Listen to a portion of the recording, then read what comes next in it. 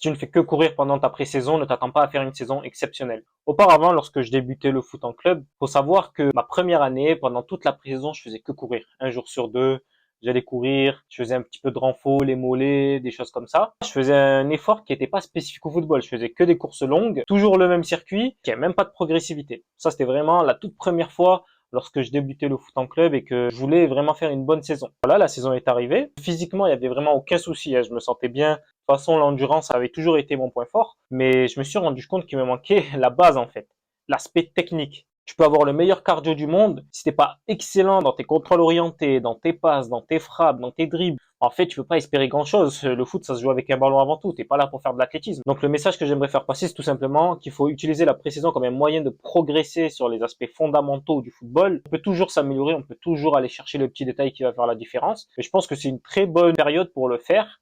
Surtout que le travail technique n'est pas forcément un travail qui est difficile. Et après, voilà, tout sera une histoire de quantification de la charge de travail, du temps de récupération, du temps d'effort. Mais je pense que c'est vraiment un aspect sur lequel il faut insister. Rejoins le labo Football Mentorat et deviens un joueur ultra complet. Le lien est en bio.